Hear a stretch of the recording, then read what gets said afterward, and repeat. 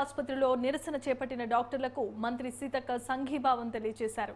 కోల్కతా ఘటన దిగ్భ్రాంతికి గురి చేసిందన్నారు.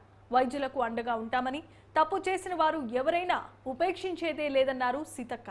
మహిళా రక్షణ ప్రతి ఒక్కరి బాధ్యత అని తెలియజేశారు. కఠినమైన చట్టాలను అమలు చేయడంతో పాటుగా ఇలాంటి ఘటనలు జరగకుండా ప్రణాళికలను రూపొందిస్తామన్నారు.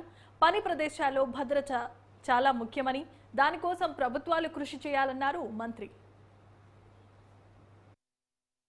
మరి గౌరవించడం ఇదందరి మనందరి బాధ్యతగా, ఈ సొసైటీ బాధ్యతగా మనం ముందుకెళ్దామని తెలియజేస్తాం. అందరికీ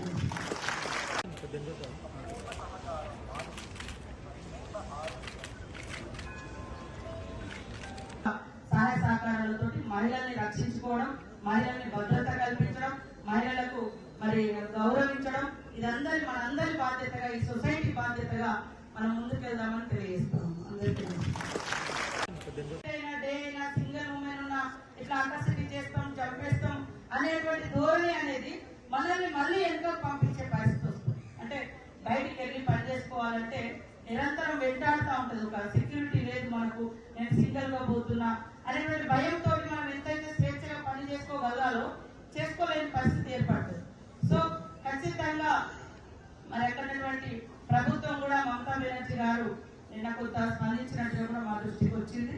తప్పకుండా మరి మా పార్టీ పరంగా కూడా దేశవ్యాప్తంగా మద్దతుగా పాల్గొంటా ఉన్నారు. ఈ రోజు కూడా మీరు చేస్తున్నటువంటి యొక్క దీక్షకు సంఘీభావం తెలియజేస్తూ వారి కుటుంబానికి అన్ని రకాలుగా న్యాయం జరగాలని మేము కూడా డిమాండ్ చేస్తా ఉన్నాం.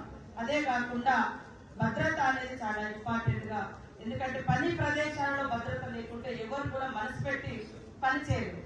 ఎప్పుడో భయంగా పని చేసుకునేటువంటి పరిస్థితి వస్తుంది. సో అట్లాంటిది రాకుండా ఖచ్చితంగా మేము కూడా రాబోయే కాలంలో ఇక్కడ కొన్ని సంఘటనలు జరిగినాయి, వాటి పట్ల కానీ జరగకుండా నివారణ కోసం కానీ అన్ని యాక్షన్ ప్లాన్స్ రెడీ చేస్తాను. రాబోయే కాలంలో మీ అందరి యొక్క సహాయ సహకారాలతో మహిళల్ని రక్షించుకోవడం, మహిళల్ని భద్రత కల్పించడం, మహిళలకు మరి గౌరవించడం ఇదందరి మనందరి బాధ్యతగా, ఈ సొసైటీ బాధ్యతగా మనం ముందుకెళ్దామని తెలియజేస్తాం. అందరికీ